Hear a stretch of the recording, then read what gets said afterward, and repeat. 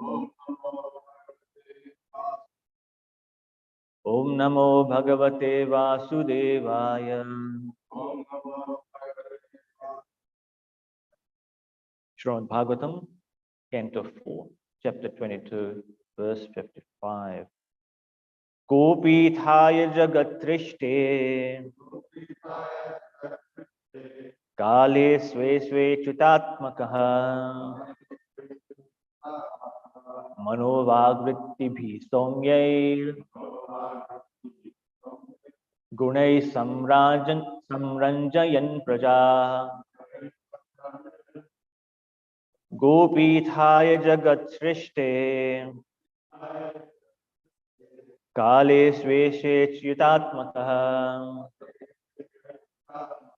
Manovagrittibhi Somyair Gunai Samranjayan Praja Gopithaya Jagat Srishte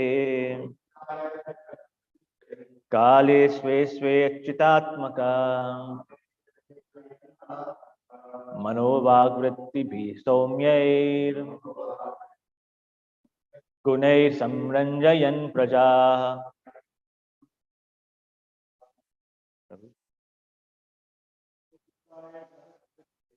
Gopikaya Jagat Srishte Kale Sve Sve Chitatmaka Manovagrittibhi Somyair Gunai Samranjayan Praja. Gopikaya Jagat Srishte Kale Sve Sve Chitatmakaha Manovagrittibhi Somyair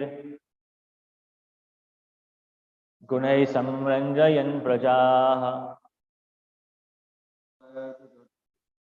Gopithaya Jagat Srishte Kale Sve Sve Chitatmakaha Manovagrittibhi Somyair Gunai Samranjayan Praja. It's a busy, so we'll move on. Gopithaya, for the protection of Jagat Srishte, of the Supreme Creator, Kale, in due course of time, Sve Sve, own, Achyutatmakaha, being Krishna conscious, Manaha, mind, Vak, words, Vrittibhi, by occupation, Saumyahi, very gentle, Gunai, by qualification, Samranjayan, pleasing, Prajaha, the citizens. Translation by Srivanshil Prabhupada. Since Maharaj Prithu was a perfect devotee of the Supreme Personality of Godhead, he wanted to protect the Lord's creation by pleasing the various citizens according to their various desires. Therefore, Prithu Maharaj used to please them in all respects by his words, mentality, works, and gentle behavior. Once again, since Maharaj Prithu was a perfect devotee of the Supreme Personality of Godhead, he wanted to protect the Lord's creation by pleasing the various citizens according to their various desires. Therefore, Prithu Maharaj used to please them in all respects by his words, mentality, works, and gentle behavior. Purport by His Divine Grace Prabhupada. As will be explained in the next verse, Prithu Maharaj used to please all kinds of citizens by his extraordinary capacity to understand the mentality of others. Indeed, his dealings were so perfect that every one of the citizens was very much satisfied and lived in complete peace. The word Achyutatmakaha is significant in this verse. For Maharaj Prithu used to rule this planet as a representative of the Supreme Personality of Godhead.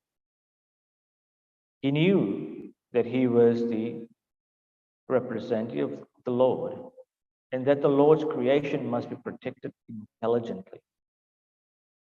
Atheists cannot understand the purpose behind creation. Although this material world is condemned when it is compared to the spiritual world, there is still some purpose behind it. Modern scientists and philosophers cannot understand the purpose, nor do they believe in the existence of a creator. They try to establish everything by their so-called scientific research, but they do not center anything around the Supreme Creator.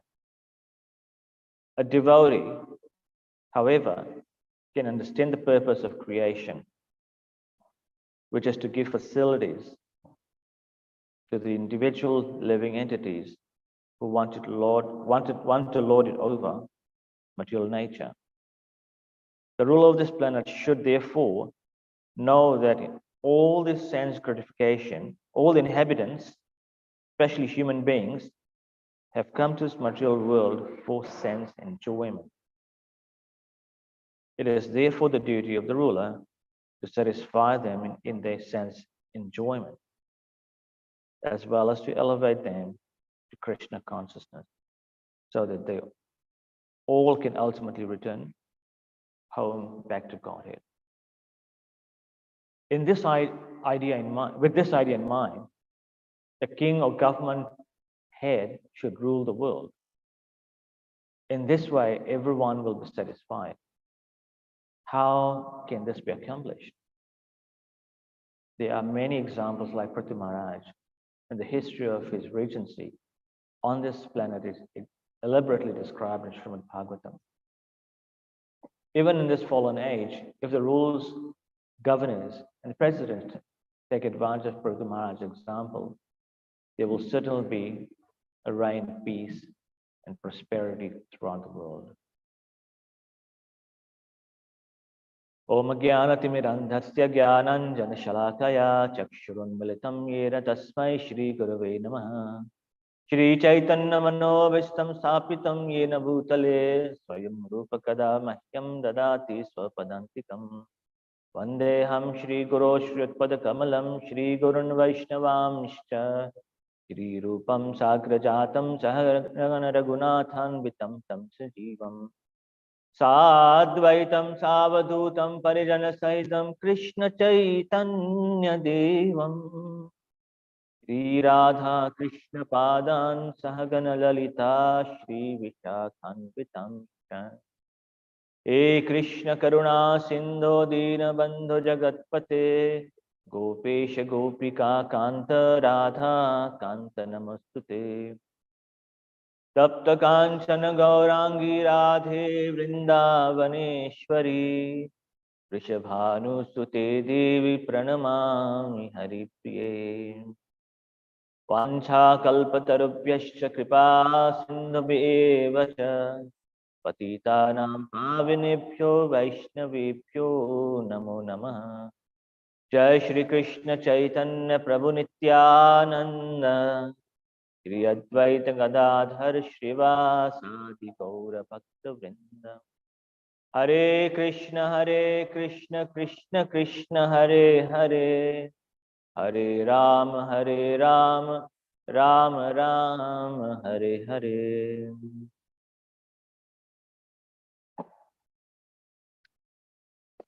In this verse describes about how Prithu Maharaj was, being a devotee of the Lord, able to look after his citizens, take care of them, providing all the necessities that they needed, and at the same time facilitate them to become Krishna conscious. This is how it's supposed to be. Prabhupada mentions how the leaders Supposed if they take advantage of, take example, how Prithu Maharaj ruled the world, then of course this world would be a much, much better place to live in, prosperous, peaceful. Do we have that? We don't. Everyone's dissatisfied. Everyone's got some sort of issues, and they always have something to speak about negatively, especially when it comes to about government. They may be satisfied for a wee while, and then they'll start speaking all sorts of things about them, complaining. The leaders are such and such, the leaders are this and that. No? So here, Parikshit Maharaj is demonstrating what an able leader is supposed to be like. One who is exemplary. And most importantly, the person must be a devotee. When one is a devotee, then he's fully satisfied. And when he's fully satisfied, only then he can help others become satisfied. If one is not a devotee, then he'll facilitate all sorts of nonsense activities for the citizen, right? But if it's a devotee, then he'll make arrangements, facilitating for the citizens so that they become Krishna conscious. Now, an able leader is very just, very compassionate as well, and he works not by commanding, but not telling people to do certain things, but he leads by example. A lot of times we see that people do things, one either by fear, by love for the leader, for example, right? For example, if I tell my subordinates, do this, and make sure you get it done, they'll do it. Well, they'll do it out of fear because they know that if they don't get it done, they'll hear growling from me.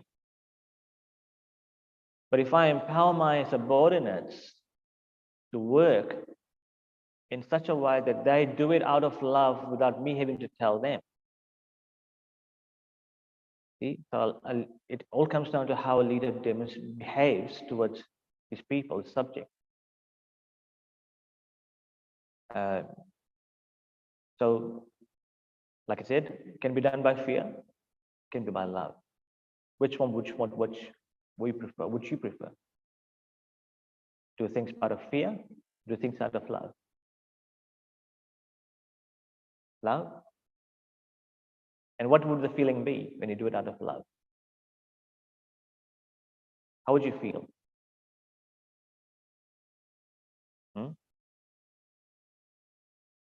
Happy, yeah? Yeah. You'll feel enthusiastic. You'll say, oh my God, my leader is so great. It's so wonderful. He inspires me, motivates me to do so many things. And, he motivates me to do, empowers me to do certain things, He enhances me to grow, not, only economically, maybe, but also spiritually, as a person, self-development and all of that, encourage that. But if someone does that out of fear, you'll definitely do it. But behind the doors, behind his back, you'll say, people do sets of things, right? That's such crap. I wish he was not my team leader or manager or president or whatever it is.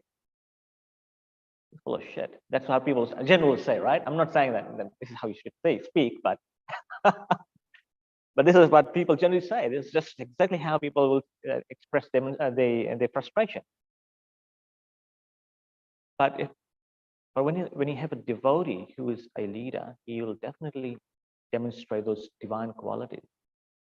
Because he's well situated spiritually. He understands that I have no authority over someone. Just like I'm a devotee, I'm trying to become a devotee. I want to empower others, help others to become Krishna conscious. And by forcing someone to do certain things, they're not going to help. But the only way you can achieve things is by love. You know, the amount of, the way you speak makes a lot of difference. You know, if you speak nicely, gently, in a loving way, the very person you don't expect to listen to you will listen to you and will be bound to do things for you, isn't it? Just by speaking nice words, speaking peacefully, lovingly, showing that you care for that person, you appreciate that person. These are some of the qualities that we need to imbibe in our lives, because we want to not only become a better person ourselves, but we also want to become leaders going forward to help others. You know, when we go on preaching, how many of you have become devotees just by someone telling you to come and just join the movement? That's it. Anyone? Or have you joined the movement because someone has spoken to you nicely, taken care of you, provided this prasadam, and help you in every aspect? What worked? The second? Yeah, the later, right? Because we all want to be cared for. We all want to be appreciated. And when that appreciation is not there, then we become dissatisfied. So a leader knows the psychic, what the person is good at. Now, so for example, you may be good at engineering work, you are in engineering work, right? So knowing what your background is, your ability and everything, a leader will actually give you appropriate tasks to do, so that then you know that this is something you will enjoy and you love doing, it's something you know about, right? But if I say, for example, ask you, tomorrow I want you to chant all the mantras and to perform some yagya, would you be able to do it? But if you know it, would you love to do it, or is it something you are doing because for the sake of doing it? I'm just an example. So certain things, people, a leader identifies what the person is good at. Like Brahman, we don't have to expect everyone to become Brahmanas and just be chanting mantras and everything, right? Because within the devotee community, we have to have certain devotees who are good at selling, who are good at farming, who are good at doing other stuff. So we have to use devotees' skills according to what they enjoy doing. But when devotees do not get appropriate seva, you can say, then they become dissatisfied because that's not what they enjoy doing. Right? If you enjoy what you're doing and I give you that seva to do, you'll definitely do it with enthusiasm. You'll enjoy it because that's something you love, So just like different set of people, for example, those who are good at business, you give them a situation where there's no opportunity for them to make money, well, they'll turn into making money because they're not good at making money. They know, well, they'll work around how to make money, right? Just like I was listening to this guy who's telling about how the Gujaratis, literally everywhere, right? And they can make money out of everything because they are good at business. And the Marwaris as well. So, so the point I'm trying to make here is we have to, as a leader, we have to empower people to do certain things which they're really good at. And this is how Prithu Maharaj is actually demonstrating. As a devotee, he was trying to please the citizens by getting them to do things, please them in every aspect. And when you are only when you're a devotee, you will be able to deal appropriately with the people. You'll know how to deal with everyone in society. I mean, we have seen in history so many wonderful kings who actually looked after the citizens very nicely. I mean, perfect examples, Lord Ramachandra. Lord Ramachandra, that's why people say we want Ram Rajya. We want Ram Rajya because in Ram and during Lord Ram's reign, everyone was so satisfied. There was no frustration, no anger, nothing whatsoever by the citizens. They were all fully happy. And that's because Lord Ramachandra, of course, was the Supreme Lord himself. Then we also see the kingdom of Yudhishthira Maharaj. Yudhishthira Maharaj was also a great king. And he was ruler of the entire world. And because he was a devotee as well. And here we can see that Prithu Maharaj is also a representative of God, the devotee. So he knows how to rule appropriately. We at the moment seeing, I'm sorry. Like for example, in India at the moment, right? In Uttar Pradesh, this sadhu is ruling the state. His name is Yogi Adityanath. Ever since he's come into power, all sorts of nonsense activities stopped. In previous governments, there were lots of extortion happening, killing, and all sorts of nonsense things were happening. In the last few years he's been in power, he basically has put a stop to everything. People who had been doing all sorts of nonsense things, they're fleeing the state because they know the consequences. The government is saying, anyone who does any nonsense, if they are not willing to abide by the law, just shoot them, kill them. And they've basically, because out of the fear, people have stopped either doing it or they left the state. And today, people are much, much happier in the state because they feel there's protection there.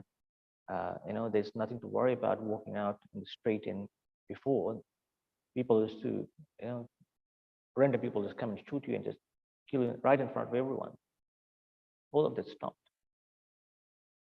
And that's because, and also not only that, but under his reign, the temples in India, in his state, have also come out, I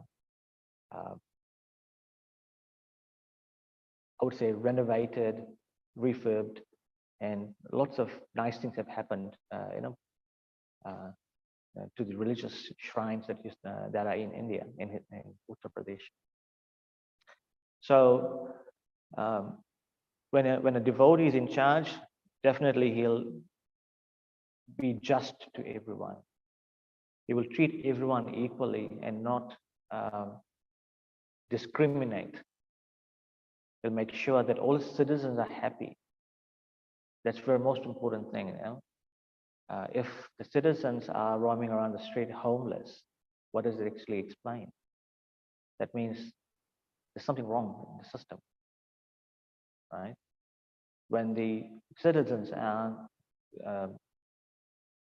and addicted to all sorts of drugs and everything, that means there's something wrong with the way what the government is doing, isn't it?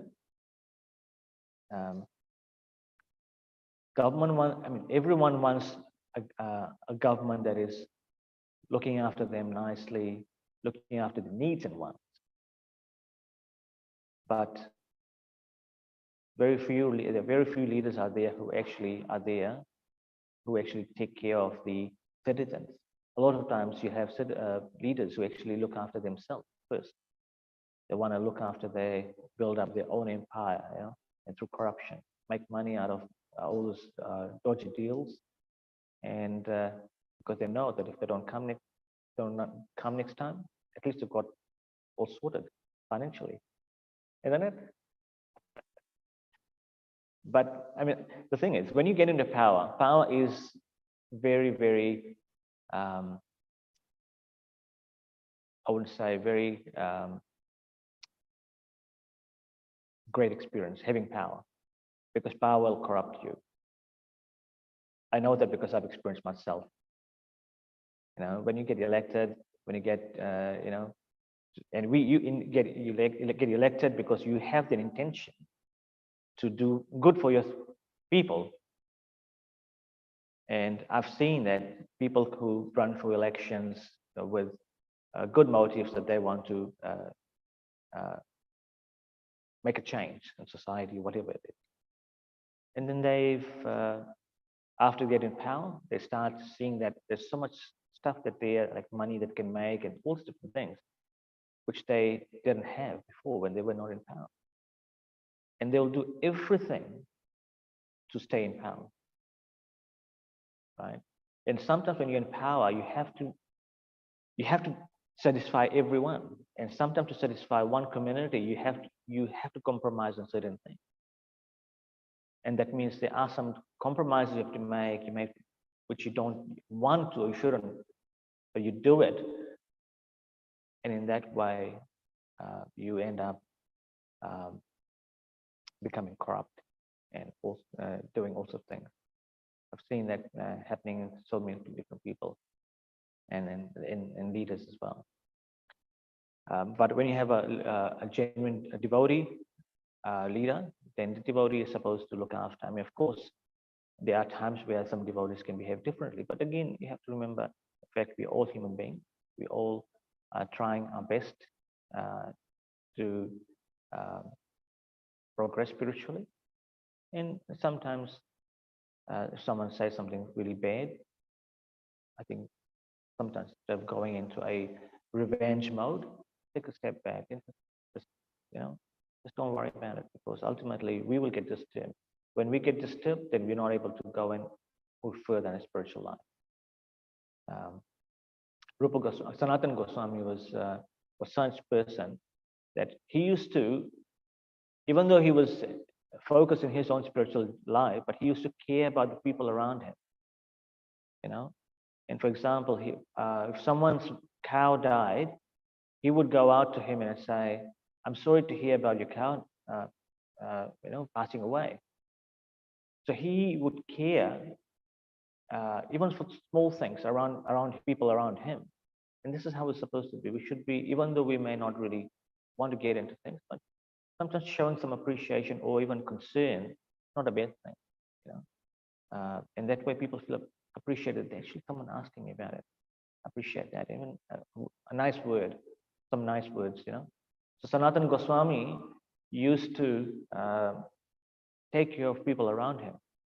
And when Sanatana Goswami passed away, disappeared, on the Purnima Tithi, the Vrajavasis actually shaved the head, the men shaved the head and they celebrated his disappearance. Even till today, they celebrate his disappearance for 3 days. Not only ISKCON, not only Gaudiya Vaishnavas, but Vrajavasis in general. That's because they remember Sanatana Baba. They said Sanatana Baba was a great personality. So we have to look after everyone and take care of everyone nicely. And we have to understand the fact that we're in this material world not to enjoy. Of course, the material world is a place for enjoyment, but not to enjoy. It is a place for us to become spiritually advanced and make our exit from this material world. Because this place is dukkha mashashvatam, place full of misery. I mean, we all experience it one way or the other, right? Everyone. You may not have experienced it, but you will experience it at some point in life. And that actually make you realize that, I wish I was not born. Make you think that I wish not born here. Well, the only way you can do is change it and say, I wish I was born and appeared in the spiritual world. And you can do it. And that's why Prabhupada says, make this life your last life. Don't think about coming back again. So, because we're not going to be satisfied. We all are never satisfied. And we have to understand this creation is only for us because we all desire to want to enjoy. And that's why the Lord has created this material world for us. But at the same time, He's very, very merciful that He sends His representatives, and sometimes He comes Himself. From time to time, He comes to to tell us, come back to your original home. You're not here. You're not supposed to live here. This is a matter of suffering going through. So we have to make our life perfect. I mean, Srila Prabhupada, throughout his life, put in so much effort just for us. Waking up, reading about how Srila Prabhupada used to wake up early hours in the morning and translate books, type and everything. We went through so much hardship just for us. Just imagine what would have happened to us if Prabhupada would not have had not come. We would not be sitting here today, isn't it? We don't know where we would be today. Prabhupada has taught us so many wonderful things. How to live a life, how to make a life successful, and a life, a spiritual society that's full of fun, enjoyment, isn't it? Prasadam, kirtan, all sorts of things. I've never seen any of these in any other society. I've been through different just to see what they do and how they do things. That's nothing like ISKCON. So much fun, so much enjoyment. Even prasadam, just a matter of type of prasadam we get. Sumptuous prasadam, delicious. And that's Krishna's mercy. So we have to put in our focus and to advance spiritually. I myself the same boat, trying to somehow or the other become Krishna conscious. And in that way, I'm begging for His mercy as well. So I'll end over here. Anyone's got any comments, questions?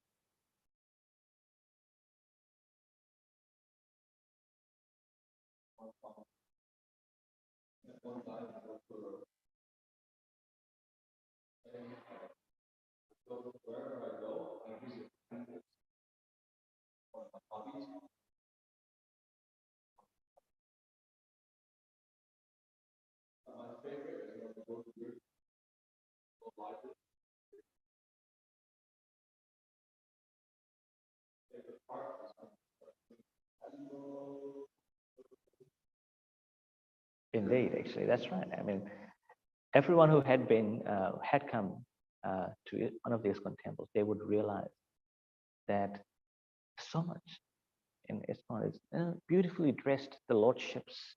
Would you see this kind of dressing? Like the amount of the standard of service to deities anywhere else? Maybe not.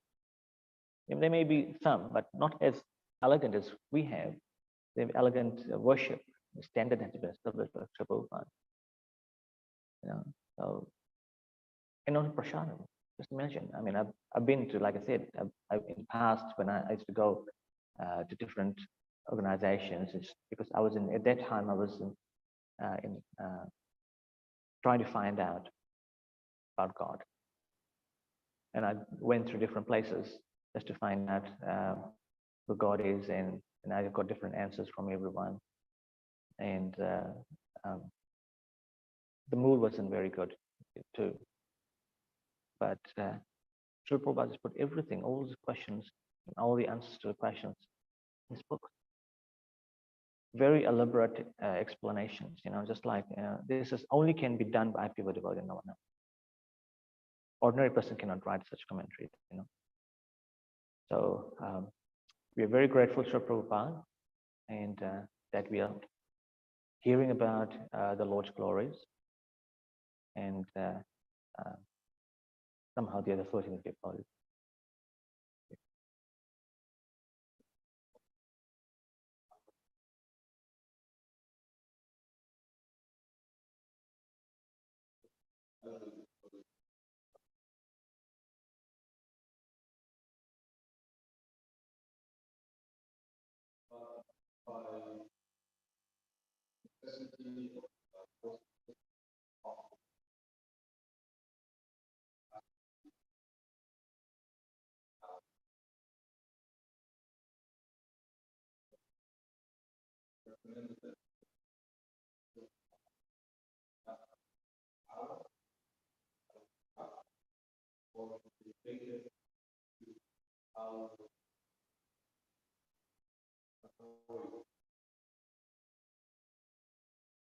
It's a very tricky situation. Unless until you try, you would not know, I would say sometimes. Um, but it also comes down to what is your temperament? What is your, do you think if you go in there with the intention to help people, but you might get corrupt because you see all the wonderful things. And that's because Maya is so strong, so very powerful. You may go with a good intention, but unless until you are yogi, you are fully fixed, you can very easily get swayed away. If you do get into positions like that, you have to make sure your sadhana is very good. You're fully focused on Krishna consciousness. You understand your goal. Why are you here in the position? One person that inspires me a lot at the moment is actually maybe in the current state, in the current recent situation is maybe the Prime Minister of India, Narendra Modi. He has come into power. There's zero corruption. And that's because he said, I have no one behind me. So a lot of times people do corruption because they have people around them, family, children, everyone. They want to make them settle somehow or the other, right? And they want to look after themselves as well financially. They want to make them stable. Because Narendra Modi doesn't have anyone around him. He's no wife, no children, nothing. Single man, it's a bachelor or celibate, you can say. And so he doesn't care. He doesn't have anything to worry about. He doesn't have any money to accumulate. And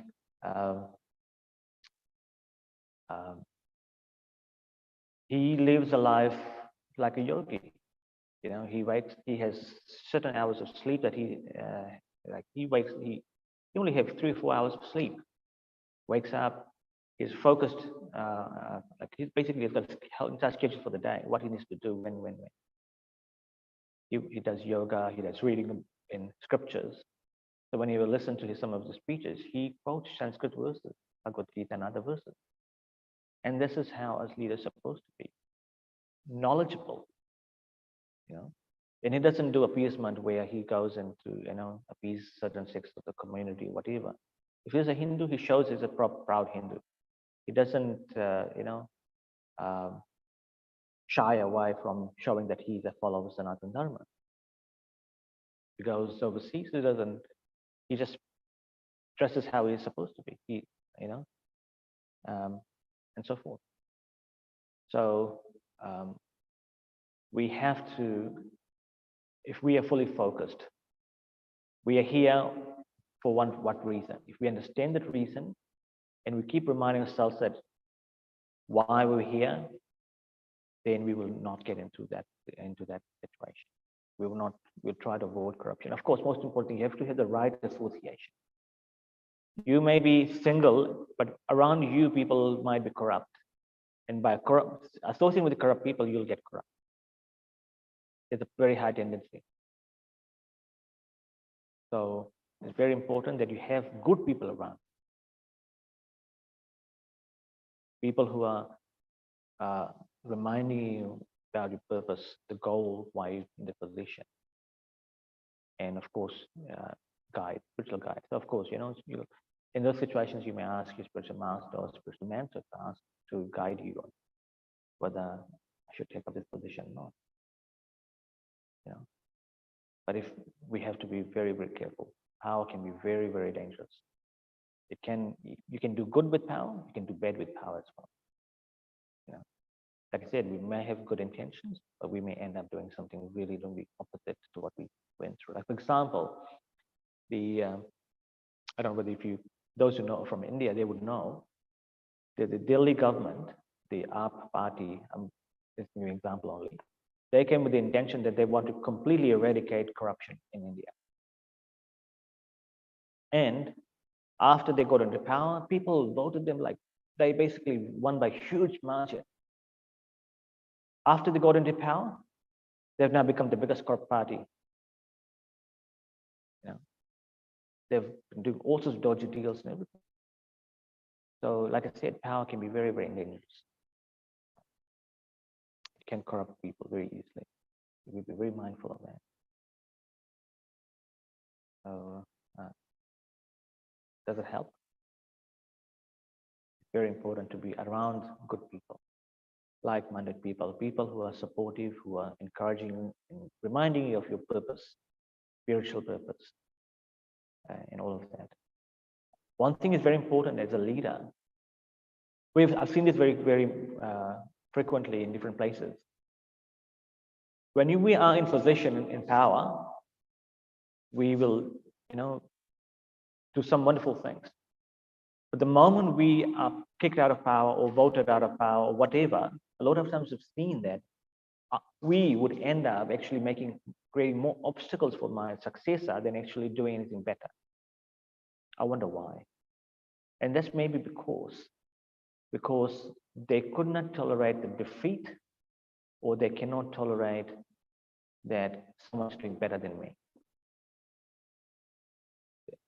And this is we're not immune to this kind of behaviors in our society as well. We've seen that very, very frequently, where someone has gone out and started posting all sorts of nonsense in the social media about certain things, they're not happy about. But you were the one in power yourself. What did you do about it? How would you feel that what you're posting today or doing things today, if someone had done that to you, if you were in power yourself? We should never do those things, particularly when it comes to spiritual society. Now, I don't know whether you've heard about this story about in Ramayana, how Lord Ramachandra, the story of the Brahman and the dog. You remember that story? The one time, dog came into the kingdom of Lord Ramachandra and said, "My dear Lord, I want some justice." And then explained, he said, "Well, I had a pet house where I used to go and bark, and they used to give me roti every day. But one day, the sannyasi came instead of me, before me, and he got the roti instead of me, which was supposed to be for me. And when I barked at the sannyasi, the sannyasi hit me with the stick, with this tridanda, and as a result, I started bleeding." So he said, "I want justice, if I'm a dog, all right? This is the only place I would get roti, but the sannyasi can get roti anywhere else." So anyway, the Lord Ramachandra said, "Okay, we'll have to figure out what punishment we need to give him." He's a Brahmin, and this Brahmin said, "Oh, I'm a Brahmin. You see, I've got this. I've got a tridanda here. I'm of a higher class. First of all, I'm a Brahmin, and then on top of that, I'm a sannyasi. This dog is just nothing, And the Lord Ramachandra said, "Okay, let me think about what's the most viable punishment for this Brahmin." Then the Lord Ramachandra said, "As a punishment, I'm going to make him the head of the Kaladri Mutt." I think Kaladri Mutt, which is still there today. And then this Brahmin got puffed out, so happy. "Oh, that's not punishment, it's a reward."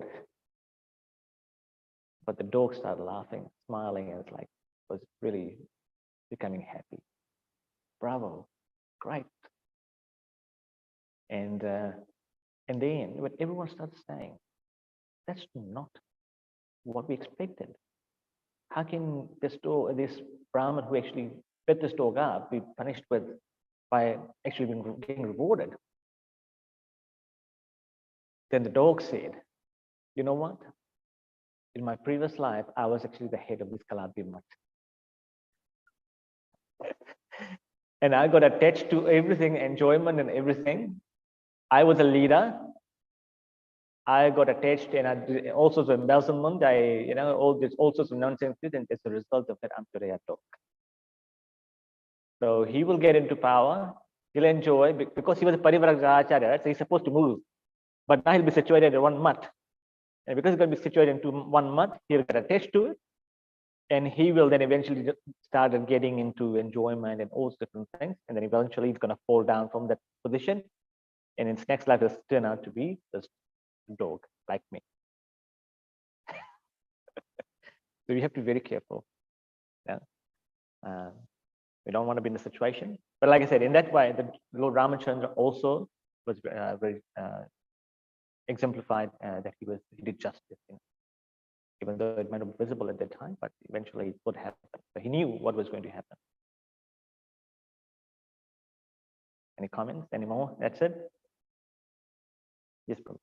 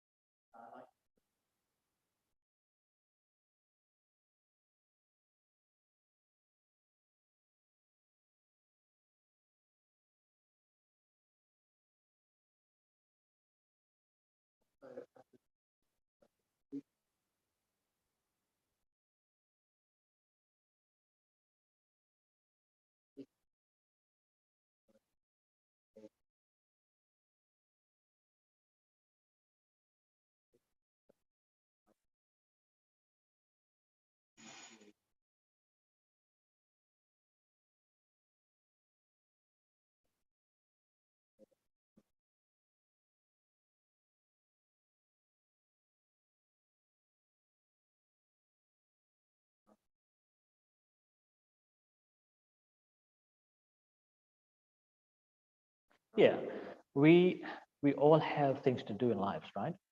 Even in your own house. Do you love to do everything in your house?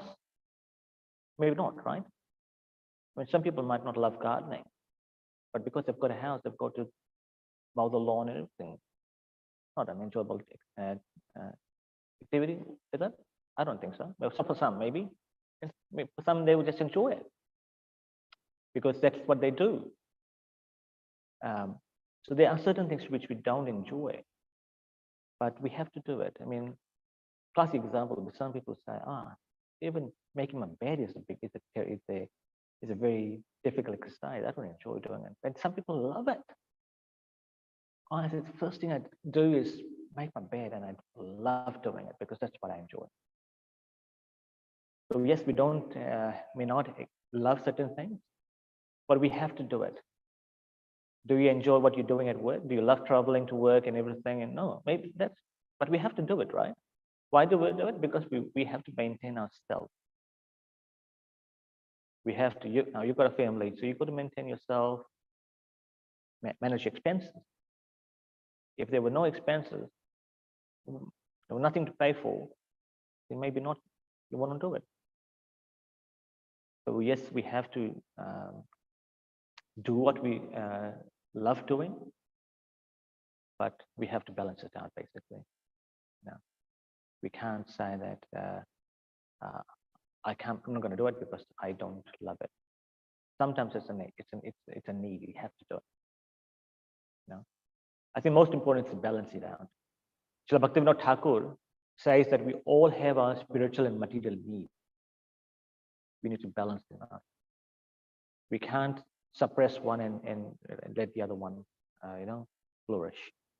We have to balance it out. Otherwise, what will happen is at some point in life, it will explode, whatever we're suppressing. So we have to make sure that we balance life in such a way that